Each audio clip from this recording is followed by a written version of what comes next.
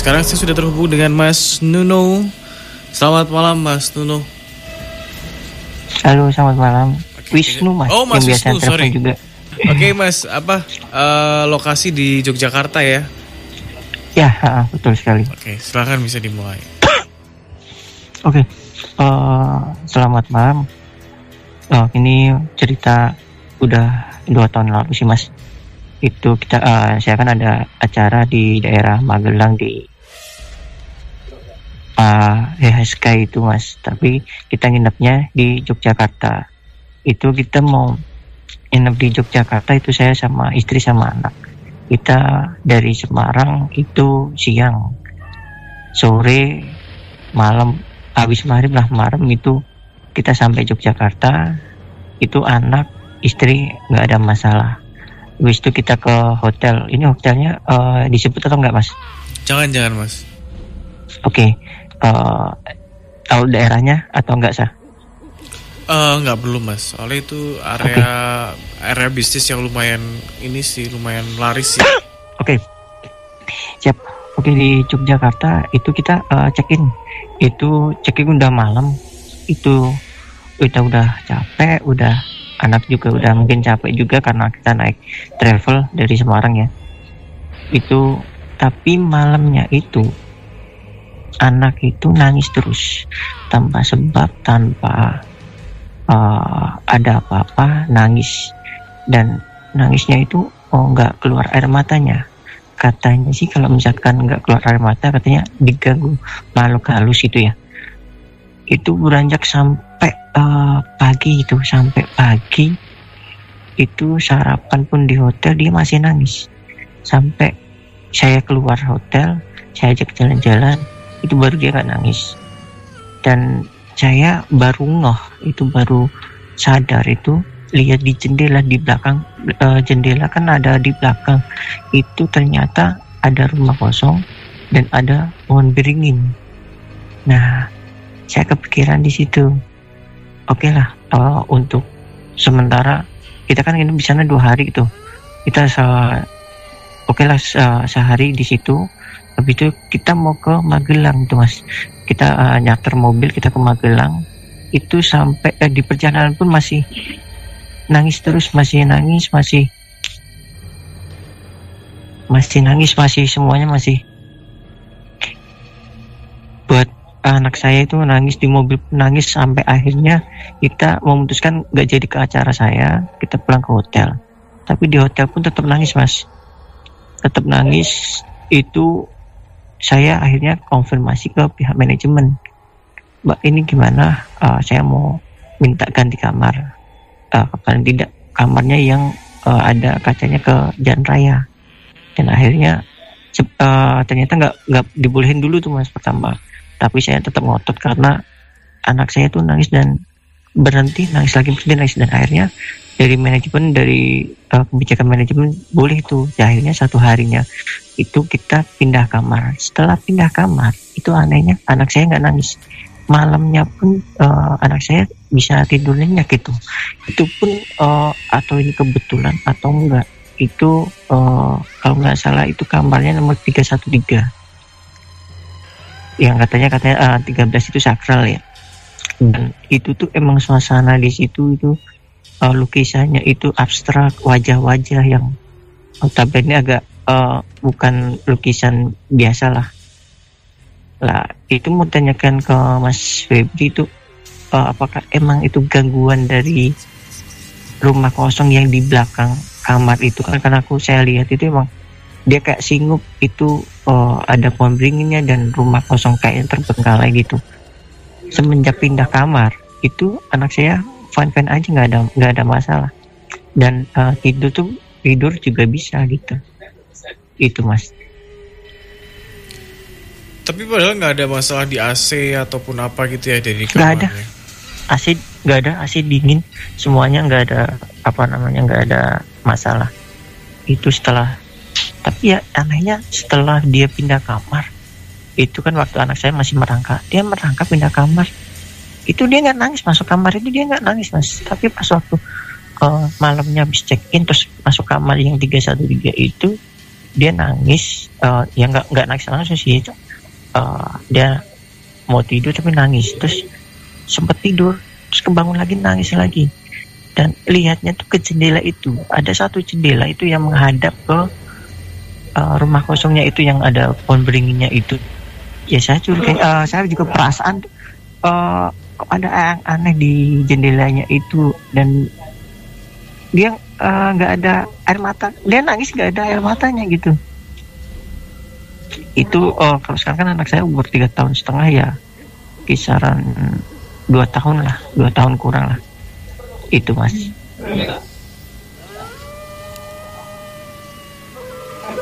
Halo. Oke. Mas Febri silahkan. Ya. Selamat malam Mas Wisnu. Selamat malam Mas Febri, lama tidak bertemu. Iya. Kalau yang saya tangkap ya Mas ya dari cerita Mas Wisnu ini, jadi anaknya Mas Wisnu ini memang diganggu oleh makhluk astral gitu Mas, diganggu oleh bangsa-bangsa goib gitu. Kalau yang saya rasakan pun ya di kamar yang pertama itu tadi ya Mas ya, itu hawanya beda gitu, sudah beda gitu kalau yang saya rasakan, aneh hawanya. Betul.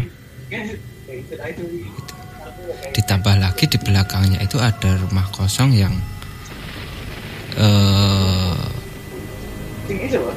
ada pula pohon beringinnya gitu.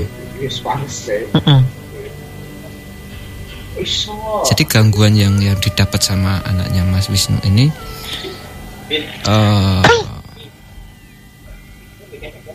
yang mendekati anaknya Mas Wisnu ya pada waktu itu bukan hanya 1-2 sosok gitu sebenarnya Mas. Memang kalau saya ada sosok cewek itu di belakang jendelanya sih. Aku kok ngerasa pas malam itu kok ada siluet cewek gitu sih. Itu. Ya, memang pertama waktu masuk kamar itu memang hanya yang istilahnya yang mengganggu, yang mendekati anaknya Mas Wisnu ini hanya satu sosok ya, yang dibilang sempat lihat sosok cewek itu tadi gitu Mas, yang mendekati adalah sosok itu yang pertama kali ya, yang pertama kali melakukan interaksi pada anaknya Mas Wisnu ini gitu, sosok itu.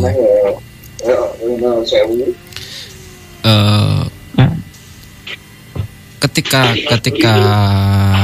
anaknya Mas Wisnu nangis, secara tidak sengaja, secara tidak langsung ini mengundang sosok-sosok yang ada di bawah itu tadi, yang di belakang itu tadi Mas, yang di rumah dan di pohon itu. Jadi sosok-sosok yang ada di rumah kosong itu memang ada beberapa sosok yang tertarik kepada anaknya Mas Wisnu gitu.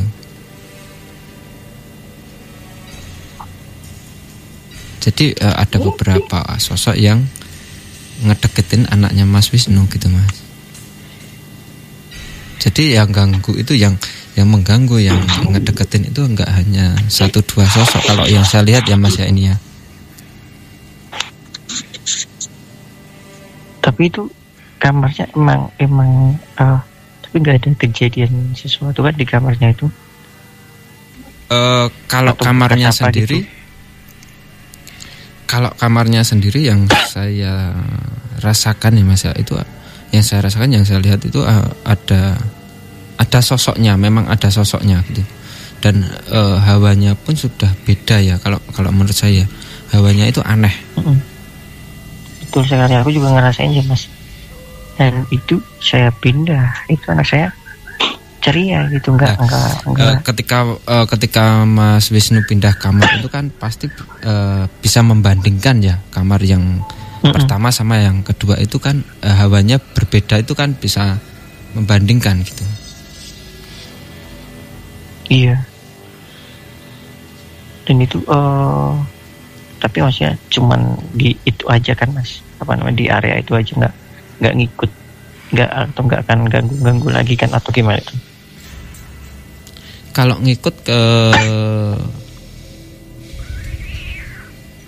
kalau ngikut enggak ya Mas ya. Kalau yang saya tangkap itu sosok itu enggak apa ya istilahnya itu enggak berani keluar dari daerah mereka gitu Mas. Okay. Kalau yang saya tangkap seperti itu. Jadi mereka hanya mengganggu ketika ada orang-orang yang ada di situ, di sekitaran situ gitu Mas. Entah itu anak kecil, entah itu orang dewasa gitu. Kalau dia memiliki kesempatan untuk mengganggu, dia akan mengganggu gitu Mas. Di ruangan itu aja, di kamar itu, atau itu bisa dijadi di kamar lain?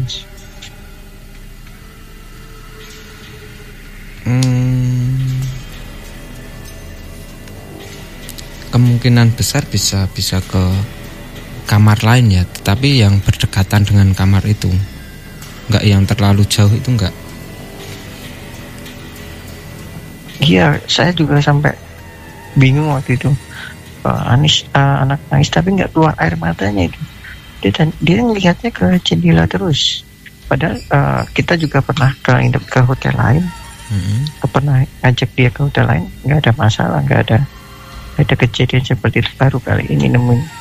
Dan ternyata siangnya itu saya lihat ada rumah kosong sama pohon beringinnya yang kayaknya sosoknya di situ gitu. Jadi itu gangguan itu enggak hanya dari kamar, tapi gangguan yang awal-awal itu memang dari kamarnya itu sendiri gitu Mas.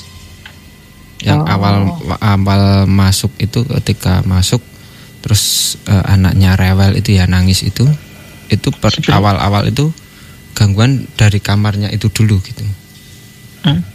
Sebenarnya makhluk halus seperti itu ke anak kecil itu Mas, itu mereka pengen ajak main atau emang pengen memiliki atau gimana gitu? Macam-macam Mas itu. Ada yang hanya ingin mengajak main. Terus kalau yang saya alami nih. Kalau ini sosoknya itu tertarik ya, maksudnya. Tertarik berarti mau ngambil gitu berarti. Kayak ingin kayak ingin ngikut anaknya Mas Wisnu terus gitu loh Mas. Gitu. Jadi ya istilahnya tertarik gitu. Maksudnya sosok ini itu pengen di dekatnya anaknya Mas Wisnu terus gitu. Yang dia inginkan seperti itu. Tapi kalau dilihat dari Mas Habis sekarang nggak ada kan Mas? Maksudnya nggak ngikut kan? Insya Allah nggak Mas. Jadi yang saya tangkap tadi ya, setelah saya tahu sosoknya itu, sosoknya ini nggak berani keluar dari zonanya gitu Mas. Nggak berani keluar dari daerahnya, daerah kekuasaannya lah istilahnya seperti itu. Dia nggak berani gitu. Soalnya kan biasanya ada yang pengen ikut dan diikutin sampai rumahnya. Ya ada yang seperti itu gitu. Kayak soalnya teman juga pernah ada habis dari Lawang Sewu diikutin pocong sampai dia minta gitu. Ayam cemani itu. Ya takutnya seperti itu kejadian. Enggak, insya Allah kalau ya, kejadian di anaknya Mas Wisnu ini enggak sampai seperti itu gitu Mas. Dan yang saya lihat detik ini pun sosok itu enggak ada gitu Mas. Siap. Terima kasih Mas Febri untuk penjelasannya. Sama-sama Mas Wisnu. Mas Wisnu, terima kasih banyak ya sudah bergabung lagi di Nightmare on Air. Ketemu lagi next time. Siap. Selamat pagi. Terima kasih.